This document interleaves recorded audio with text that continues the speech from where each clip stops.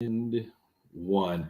Welcome into the Big Chief Show. Kind of a impromptu edition of the show today on a Monday. It's a rainy Monday where we're at here in H-Town. It's been raining all day, but you know it's not as bad here as, say, it is in Buffalo. Chris Hodge from TakingVegas.com joining us here on the program. And so, Chris, great weekend for you and your boys and gals over there at TakingVegas.com and others. Before we jump into the games, a little bit about, what and you had some big spreads this weekend, and really everything kind of held true to form, is well, at least for me anyway, except for the Texans, who I really thought, I thought that I liked that 10 points, but Baltimore had other ideas in the second half. You know what I thought? I thought San Francisco would have a much easier time with Green Bay. Really? If you're Green Bay, you got to be kicking yourself. They were supposed to win that game. Well, they absolutely should have won that game. And you only get so many opportunities in the NFL, to get to that level and, playing a conference title game. They should have won that game. But everything else, look, Buffalo yesterday, I never thought Buffalo was the better team than Kansas City in that game yesterday. I thought that if it got into a situation where Pat Mahomes has to go score a touchdown, he's going to go down and score a touchdown or at very least, get the field goal. So, besides that, and Baltimore got going in the second half after the sluggish first half. And, Detroit took care of business against Tampa Bay. But even that, versus the point spread came down to a 2-point conversion. So very interesting weekend. No, it certainly was. And, you also had that Tampa Bay Detroit game, which went over as well. I think the over was 49.5 or whatever it was. So, no, it was a good weekend overall because, like I said, outside, I think you could make the argument there really were no big surprises other than the Green Bay San Francisco game being as close. And as you alluded to, Green Bay missed that game away. I'll tell you what the biggest surprise of the weekend was for me, and I know this has been all over social media, and it was all over social media literally 16 seconds after it happened. I cannot believe, and no one can explain it to me with any validity, that Todd Bowles does not call a timeout with 36 seconds to go after Detroit screwed up by kneeling early. I don't know why they don't call a timeout. It doesn't make sense to me. You're down, I think they were down 8 at the time, right? Yeah, 31-23. Yeah, no, they were down 8. Right. Make them kick a 48-yard field goal because the guy from Buffalo missed a kick. Things get blocked in that game. There was one that went off the upright. How do you not call a timeout?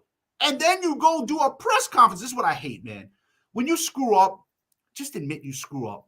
Yeah. Then you double down on the F up. And, they were only 12 seconds, which isn't even right.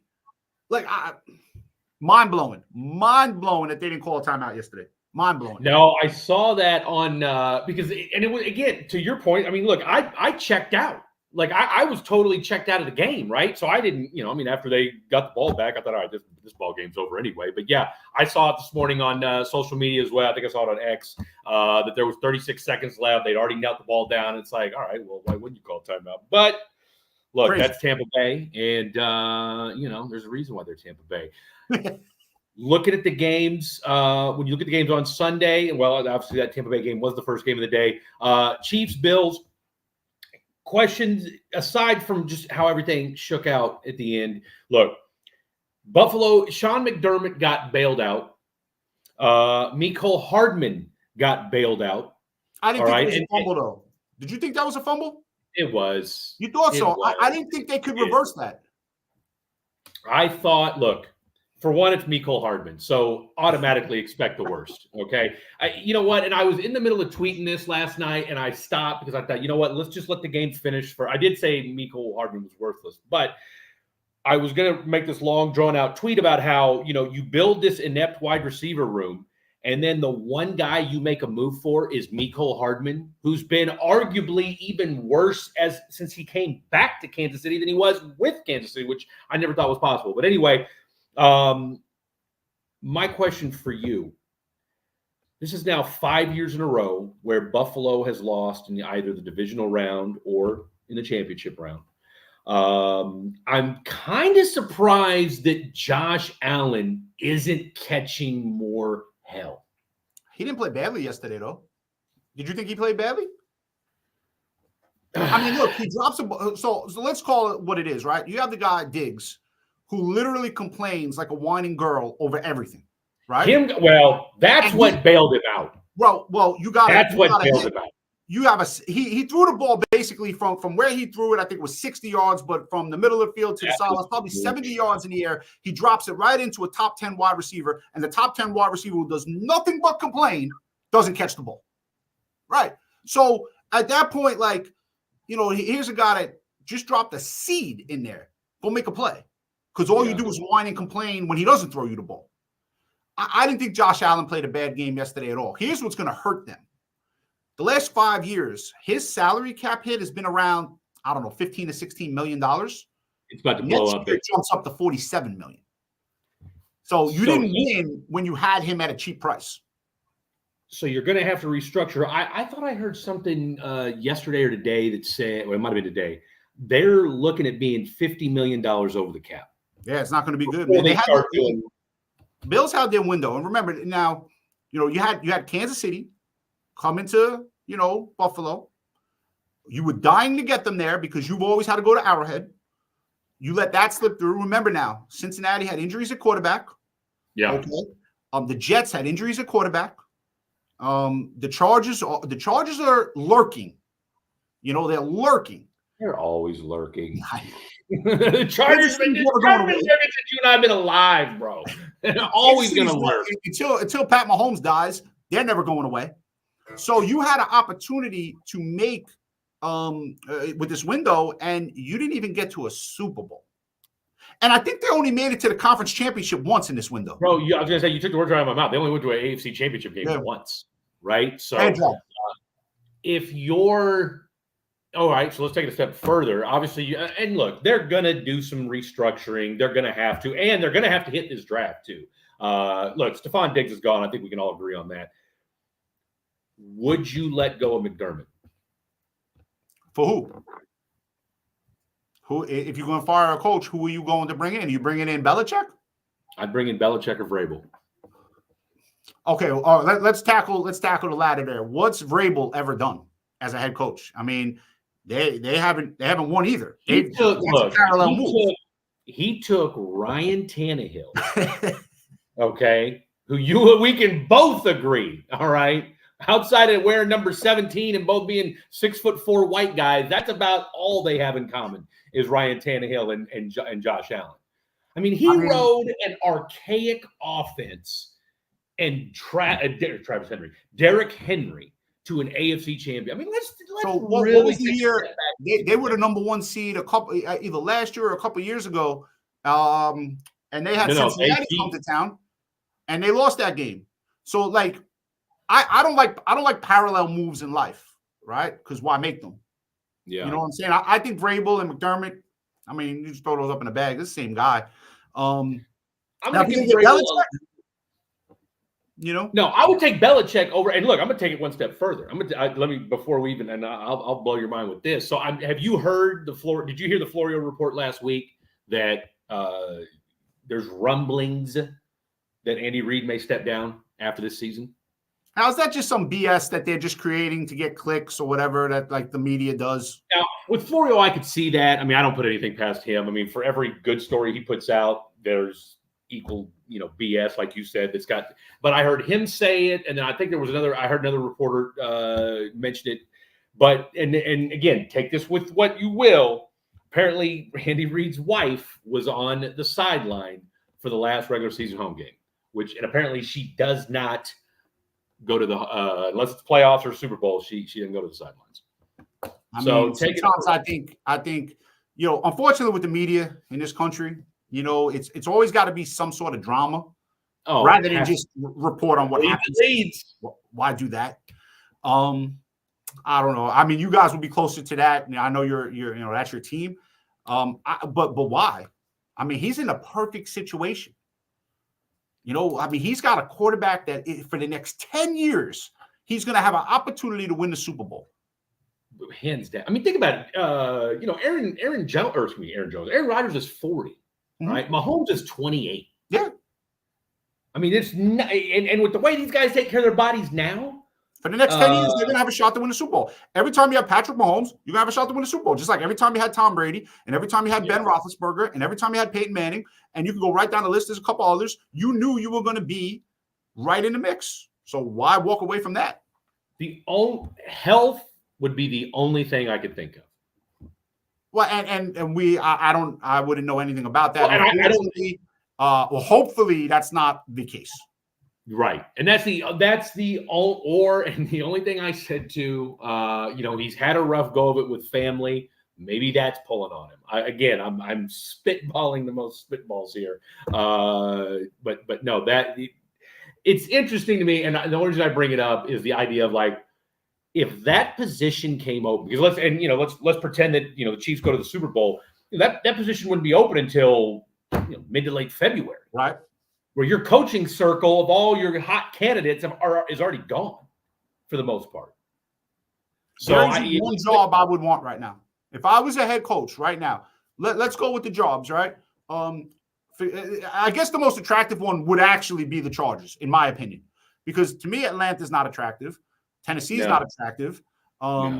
Seattle, forget, right? Washington, forget. You're going to have to deal with Philadelphia and Dallas. Although with Washington, though, I would be interested in that job. New ownership, so they're going to spare no expense. Not that it really matters because you got a salary cap anyway. But resource-wise, they're going to do everything they can to kind of they got to, right? They got to turn that thing around, and you got the number 2 pick in the draft. Yeah, but you also have to hit on that. Where are you at on Drake May? What'd you say? Where are you at on Drake May?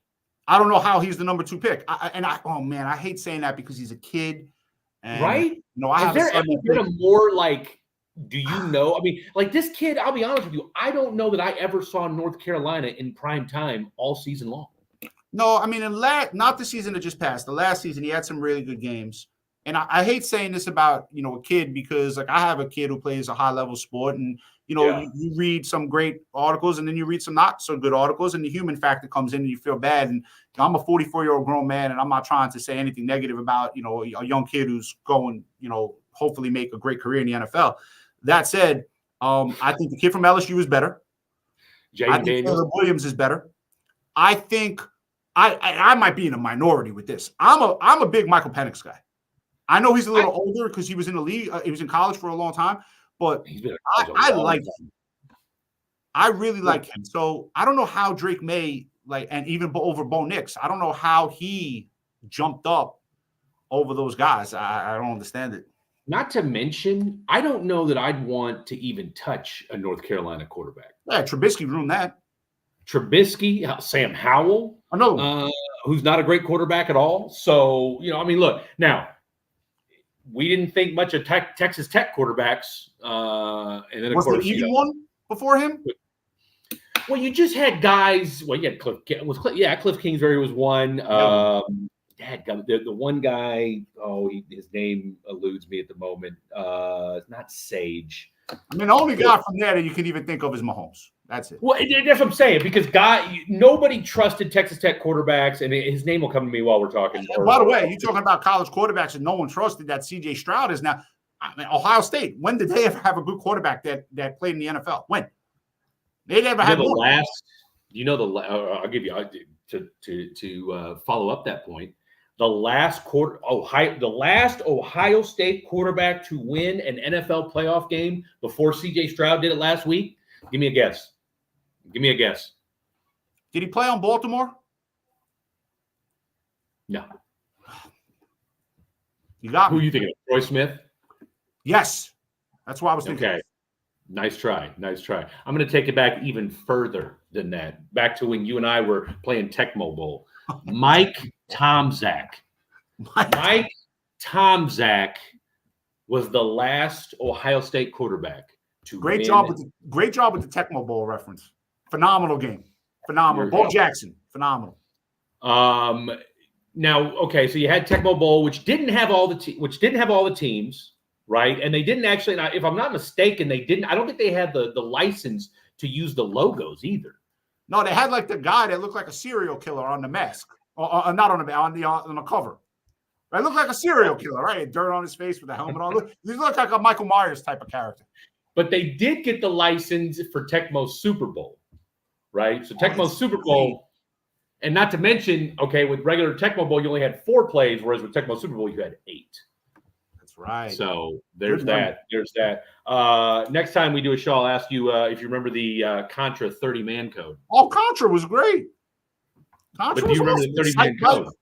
I loved it. I was a big Excite Bike fan on Nintendo. That was great. Do you remember? How about this one? How about 10-yard fight?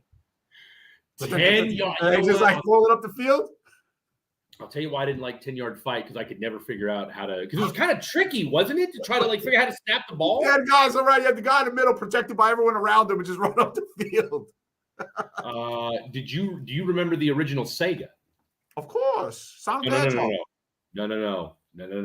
Not Sega Genesis. Sega. Huh, that's a good question. No, you might have got me on that one.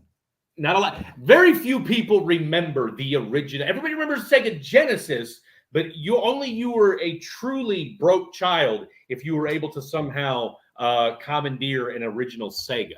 All I know is the first PlayStation got me broken up with a girl. My girlfriend had bought me that for my birthday. Very nice of her.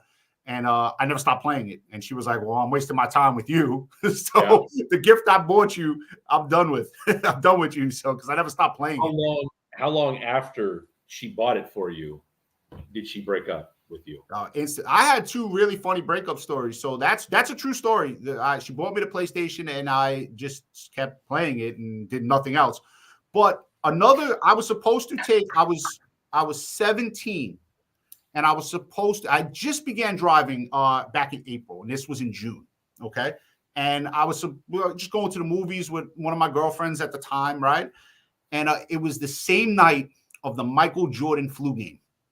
Okay. So I get to her house, and, no social media at the time. You don't realize it. And I'm just waiting for her to, whatever girls take forever to get dressed.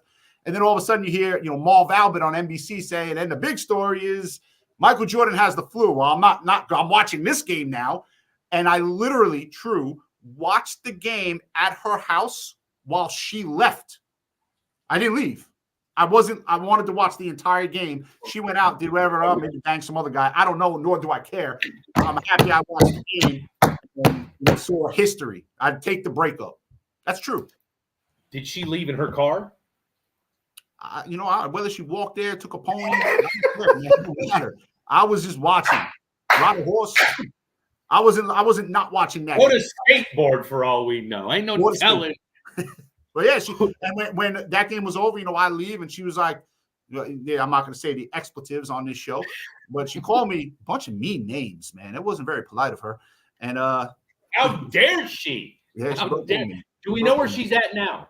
I don't. What do I care, man? If I told my wife right now, hey, I'm watching this game, my wife understands. She goes gets a bottle of wine and she doesn't break my balls. Now, in fairness, you two have been together for what, 20 plus years now?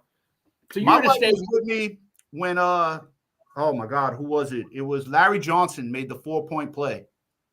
Okay, my girlfriend at that time is now my wife. Right. I don't think I said one word to her during that game. And when he made the shot, now I'm a big boy at that time. I'm 6'3", 200 pounds. And I don't live in an overly big house. When he made that shot, my wife knows this, I went running through my house and chandeliers were falling off the cabinets because I went running through my house celebrating.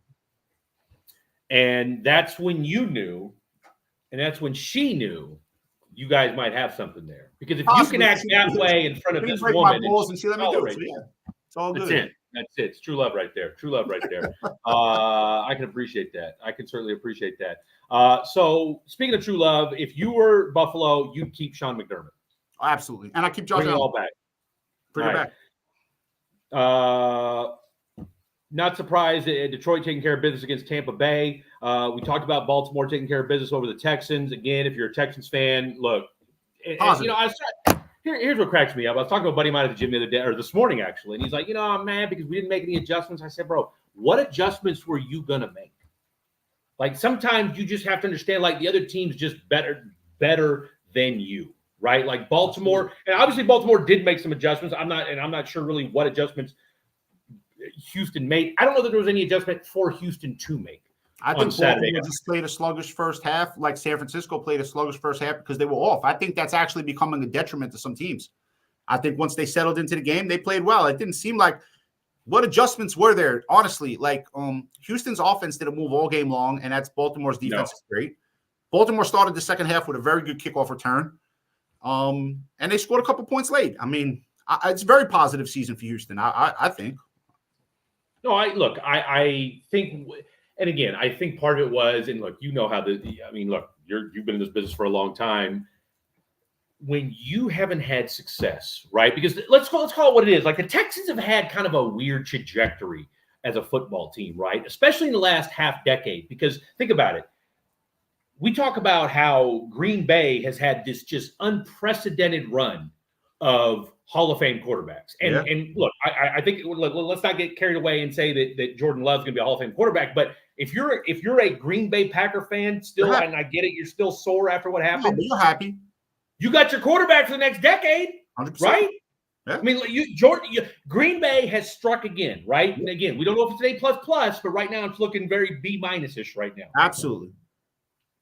The Texans have literally in less than a decade drafted 2 franchise quarterbacks, right? Like you said it earlier, just because you have the number 2 pick if you're Washington doesn't mean you're going to hit the nail on the head, right? You just don't know. Ask Chicago how that Mitch Trubisky deal went, okay? And let's take it a step further. Let's ask Cleveland now how they're feeling about our boy Deshaun Watson. But 100%. When he was, masseuse, he was one of the 5 best quarterbacks in the NFL and was definitely on his way. Absolutely. I mean, they won a playoff game. Would they beat the Bills? Oh, the Bills. They beat the Bills in an overtime game, right? They beat the Bills in an overtime game. Actually, I take that back. That was a wild card. So they bit wild card, divisional round 3 times, and then an AFC Championship game. But you're right. They got beat. And then, of course, that following week, they go to Kansas City, jump up to 24. And really, that was, honestly, that was the culmination of that Texans era. Yep. Right there, right? Because everything went to shit after going up 24-0. The Chiefs went on to score. I think they outscored them like 49 or 49-7 or something like that the rest of the way. They covered the game. What's that? It's covered that game. They were a big favorite in the game. They got down 24-0. They covered the game. Yeah, right. By the way, not to get off, right? Yeah. Talk about gambling. Right? I don't know if anyone out there listening caught this yesterday. All right. The Brooklyn Nets were getting 10.5 points. Okay. And they were up 11 with 5:33 to go in the game. So they're getting 10.5 and they're up 11 with 5:33 to go. They didn't cover the game. The game didn't go to overtime. LA ended the game on a 22-0 run. Can you imagine being on the Nets yesterday? That's something that breaks a television right there. You need to tell me. You know what? That's the NBA, though. Oh, but 22-0. If you're plus 10.5 and you're up 11 with 5 minutes to go, I mean, holy shit. Sorry. You were up 21.5 points. You had it in the bag. Poor Jacques Vaughn. You know Jacques Vaughn's a king. I know, bro. It's crazy. Poor bastard. All right. I'll tell you what a segue. Real quick, just to put a punctuation on the Texans. My thing was just, look, they had a nice run, a bizarre 4 years, hit rock bottom. You hire the right coach, you draft the right quarterback, and you're going into an offseason. They've got $50 million in cap space. You got a franchise quarterback, and you've got a division. You're playing a garbage division. I mean, look, I don't know about you, but I don't know what Anthony Richardson for the Colts is going to do. The guy played 4 games and got hurt for the rest of the season for crying out loud. The only real threat in that division, if you even want to call them a threat, is Jacksonville, and I don't know if they're a threat. So, I mean, they should be the best team in that division for the next 4 or 5 years easy. Well, and then, of course, if you're Jacksonville, we're getting into that weird territory with Trevor Lawrence where it's like, okay, maybe he's just an okay quarterback. Put up maybe a shut up. Second tier. You gotta win. Listen, Lamar Jackson is going to win his 2nd MVP this year. Okay? He is not because they haven't won a Super Bowl. You got to win. So let's see what he wins this year. I think Lamar Jackson's a good quarterback, but you got to win. So, all right. Real quick, give me a just give me a teaser because I'm sure we'll talk again, and I know you're going to, and I know it's going to build up as the week goes on. It's only Monday. What's your first thought when you think Chiefs Ravens for Sunday? No way you're getting me to bet against Patrick Mahomes as an underdog. Why would anyone do that? Why would anyone? He's 9-1-1 against the spread as an underdog in his career. We said it last week when we did the show. You have the best quarterback left. You have the best head coach left. And I'm not taking anything away from Lamar Jackson. He's a fine quarterback. He's not as good as Pat Mahomes. I'm not taking anything away from Harbaugh. He's a fine head coach. He's not as good as Andy Reid. Spagnuolo was doing a tremendous job with that defense. Look what they did to Buffalo in the second half of that game. So you have the best coach, the best defensive coordinator, and the best quarterback, and you're catching 3 to 3.5 on the road against a team that just has never figured out a way to win a big game. Why would anyone bet Baltimore in that game? I'm glad you said that too, because I know everybody after watching them beat Houston the way they did, but let's not forget it's still Houston. We get it. It's a great story, but that's a very suspect offensive line. And their linebackers have been banged up all year. So yeah, I mean, it's a good, not great team. And Baltimore did what a number 1 to a number 4 seed with a rookie quarterback should do. And then then you can always throw in a conspiracy theory, like what does the NFL want during the Super Bowl? Box pictures of Jim Harbaugh or box pictures of Taylor Swift. You already know that. You already 100%. The NFL, and man, I kind of wished you wouldn't have said that because because I can't deny it. I can't deny it. All right, and it hurts for me to say that because look, if we're gonna win, by God, I want us to win legit. I don't want there to be real quick. You know what made legit last night feel good? You know what made last night feel good was there was no questionable officiating. Agreed. If we'd have lost that game last night, God forbid, it would have been. Well, of course, we don't know what. Of course, it's hard to say because I don't know what would have happened in the last minute and a half. Right? We don't know what would have happened had Buffalo either A, kicked the field goal and made it, or B, scored a touchdown, right? Yeah. And, of course, the thought is, because, he'd been pretty much marching up down the field, although the Chiefs' offense kind of petered out there for a little bit after the fumble into the end zone, which, by the way, I don't think you change the rule. Don't fumble into the end zone. I mean, that's the answer to that. I agree. I mean, why would the defense get punished, right? If they force the fumble and it goes into the end zone, it's the defensive ball at the 20-yard line. I don't understand why we're even talking about anything else, right? But look, you and I talked about it before we went on. Look, I was sitting there watching it, and I thought to myself, I was like, "Fuck, that is that ball's moving." As soon as Poyer comes in, I thought his ass was down. I really did. I don't know if I'm in the minority. It was kind of blurry. The ball was right there. I mean, look, I think you could have easily have gone either way. But in my mind, I was like, you know what? Part of me wanted them to go ahead and just rule it a fumble. So that way we didn't hear any complaining about how the Chiefs once again got over on the refs. I was, because look, I caught so much hell for the hold penalty in the Super Bowl, which whatever. But I was holding. And the only reason why that is because the people from Philadelphia are lunatics. Right? That's the only reason why that. He held him.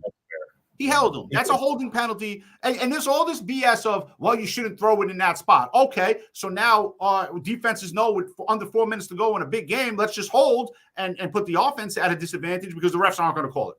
It's ridiculous.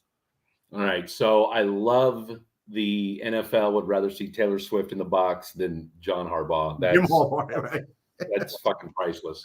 All right, so let's run it to the game after that.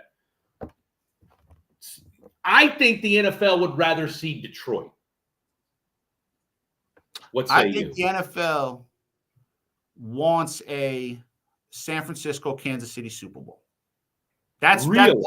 If I had a rematch, I think they would want that Super Bowl. So now I'll take it on November 8th. The Super Bowl logo came out. Now, I legitimately bet this because I actually believe in conspiracy theories. Are you doing the whole color thing? Baltimore and San Francisco, the colors. I'm like, well, there's something to this. So what the hell? What's $1,000? Yeah. It's 18-1. So I have $1,000 bet at 18-1 that San Francisco is going to play Baltimore in the Super Bowl. So it's something for me to watch. But I think it's going to be San Francisco and Kansas City in the Super Bowl. I believe Kansas City is going to win the Super Bowl. I believe that is going to happen. I don't know if they want I mean, Detroit's a nice story. So much for that particular game, from a wagering perspective, we have to figure out Debo because he's so important to their offense. They're saying he's 50-50 right now. So whenever a guy is 50-50 and he's so important to the team, I mean, how do you bet that game, right? Like we always, we do the show and we try to have fun with it. But my business is, making sure my customers have, profitable winners against the point spread. So, as we're doing the show Monday at 5:30 Eastern time or 6 o'clock Eastern time, whatever it is, I can't, that you have to let play out and see where that line goes. If he's healthy, probably not going to have my customers on that in a big way. Interesting. Okay. So let me ask you this then. So if somebody says, well, look, I want to bet it anyway, then you just say, hey, it's on you. That's the, you do it at your own risk, right? Like, don't go into the ocean without the lifeguards there. If you do and you get swept away, well, you probably deserve to die and get eaten by sharks. Okay. I mean, it is what it is. I mean, how do you bet a game where you don't know who the top player on the team is playing, right? So see, these are the questions I ask because I'm that guy. Are you sure? Risk, man. Are you sure though? Right, like I said, go ahead. Hazards, It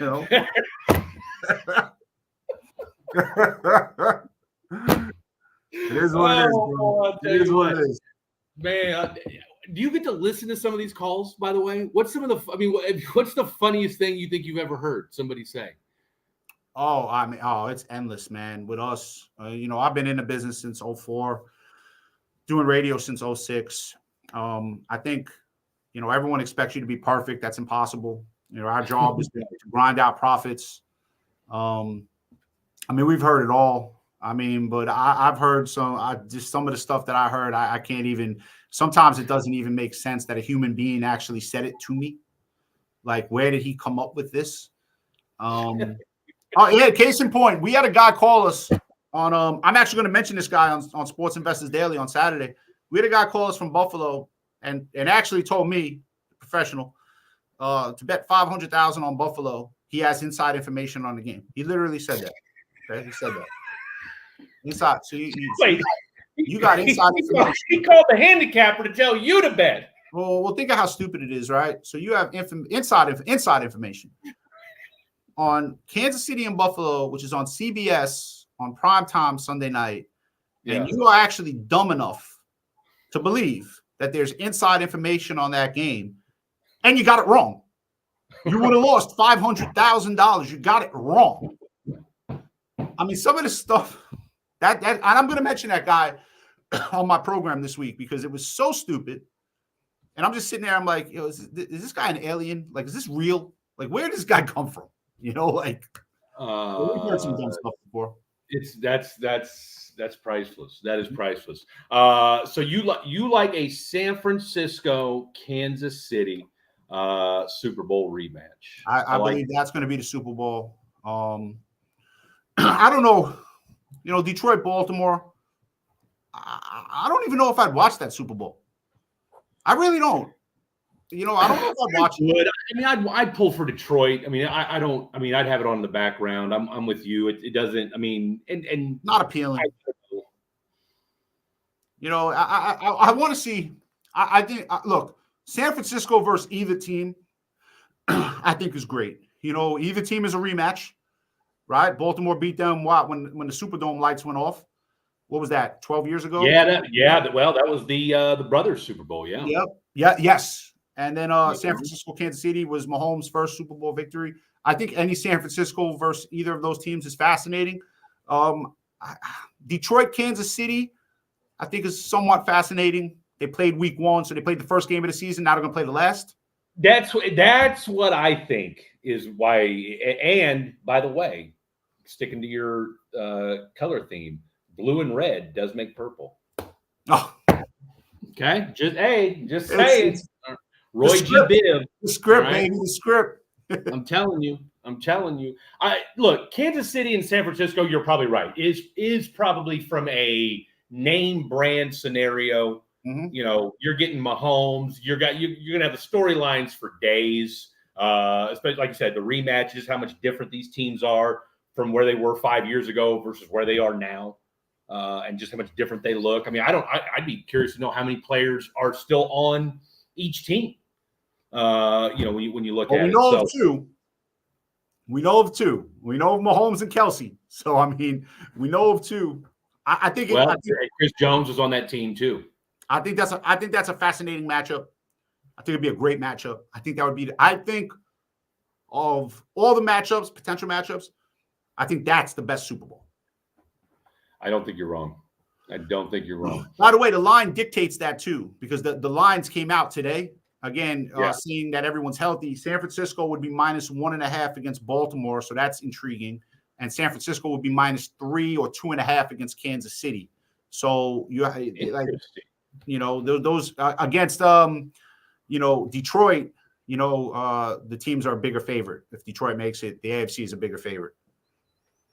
Okay, but they're dogs. If San Francisco makes it, the AFC is an underdog. If Detroit makes it, the NFC is an underdog. Tell you what, they better not if they play like they did on. Sorry, Purdy didn't look good Saturday night. I told a buddy of mine. I said, I mean, look, I'm not saying he's not bad, but he looked a little. I'm tired of this idea that if they lose one guy, the entire offense goes to shit. I mean, welcome to Kansas City. Welcome to life. You know what I'm saying? Like, that's the reality of it. And I'll say this, and I'll put a bow on it. You know what I knew we were going to win last night? When Marquez Valdez-Scantling caught not one but two, like, sort of difficult passes. They finally caught the ball. and legit caught him. That's because Kadarius Toney didn't play. He's the one who drops the balls. That's what I'm saying. Like, so that's what I'm saying. I was like, okay, so when MVS is catching balls, all right, we've got a puncher's chance at this thing. So what's funny? A lot of people really like saying throughout the year. I heard this a lot, more so than I've heard it in the last God knows how many years. That Kansas City didn't look like the same Kansas City team. And if you go back and look at their games, right? They lose week 1 in Detroit where Toney was dropping the ball all over the field. Okay. Yeah. They lost the game against Philadelphia where the guy dropped a wide open touchdown. Yes. Okay. They lost the game against Buffalo where Toney lined up with his toe off sides. Yes. So those are 3 plays that if they go their way, would this team win? What are they? 13-4, 14-3? Well, and I'm glad you said that because there was also a game in Denver where Sky Moore dropped a touchdown pass that would have tied the game or would have got us to within a point or something like that. I mean, they have been in every game. And we said it last week when we did the show, right? What was the question? Why is Kansas City going to get blown out in Buffalo? Like, why? Like, why would anyone think that? The weather excuse the weather excuse didn't make any sense to me. The hostility of Bills Mafia. The first playoff game on the road. It's all nonsense. Like, it's all ridiculous. And why would they get blown out in Baltimore? Why is Baltimore going to blow out Kansas City? Why? Kansas City never gets blown out. Why are they going to get blown out in that game? I think it's you're prisoner of the moment. And, I heard somebody on radio say it last night. Chief fatigue is setting in for some folks. I mean, but what does that mean? Tom Brady went to the AFC title game literally every year. And remember, you had a lot of folks, though, that hated the Patriots and hated Tom Brady for that reason.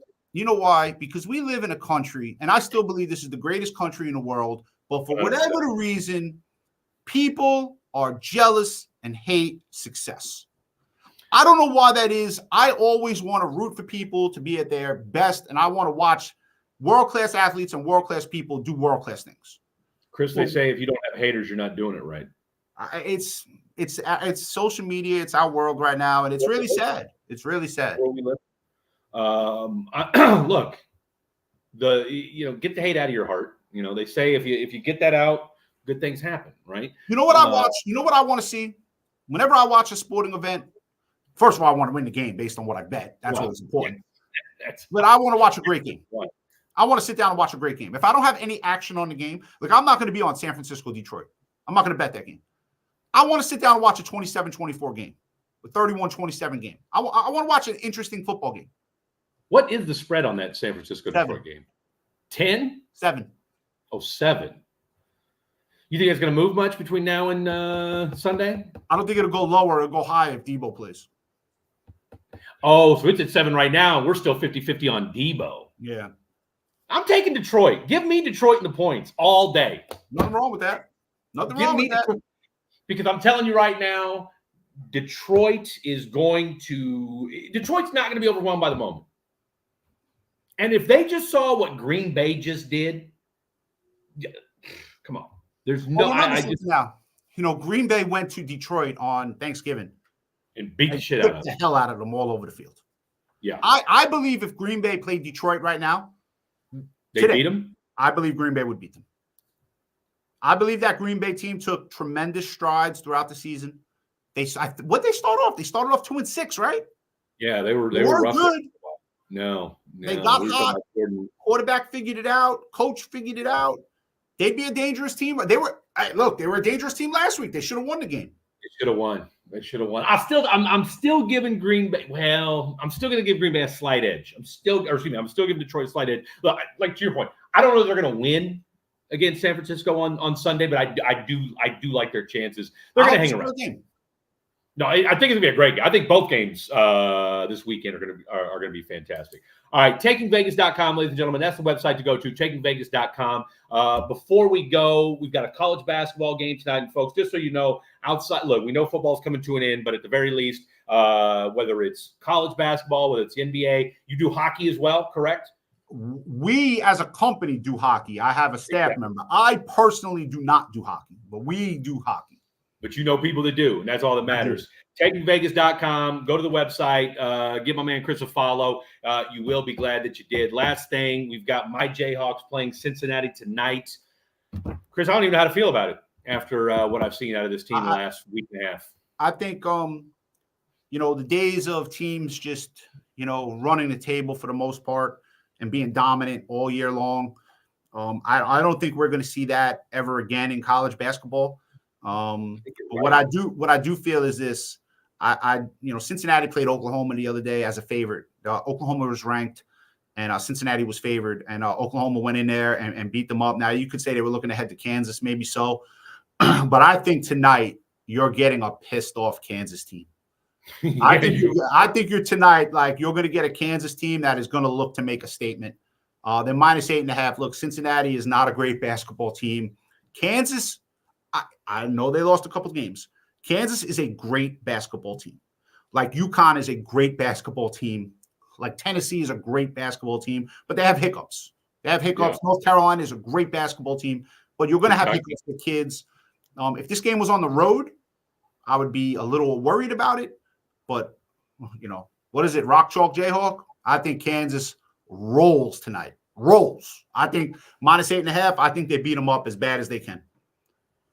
I like that because, and just not to mention, like you said, A, they're at home, and B, it's the first big Monday game of the season for KU. And it's a statement game. Like, they lose this game tonight, now you're going to have questions. Who the hell wants that? Right? Oh, and they dropped from 3rd to 7th in the new AP poll. So, you got caught at, what was it, West Virginia? You got caught. Okay. Didn't play very well.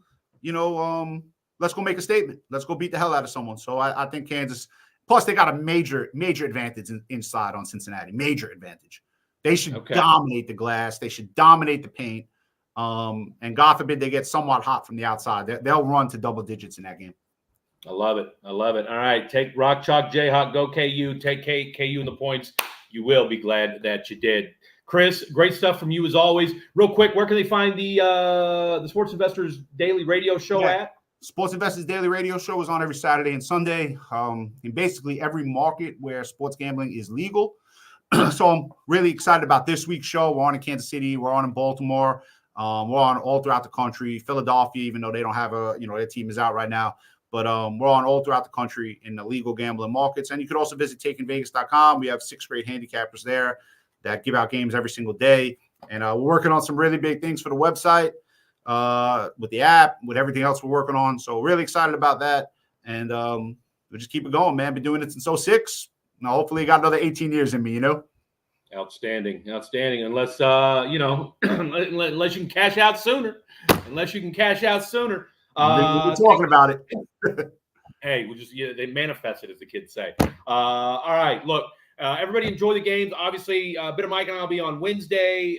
Henry Thomas and I will be on Thursday, and we're working to try to get a few guests on as well, some former Chiefs to jump on between now and Sunday to talk all things Kansas City. So shout out to my boy Tab, Mike, Henry, and of course our boy Chris Hodge and the entire crew from H-Town to Kansas City, from New York, East Coast, West Coast, all points in between. Good night. God bless.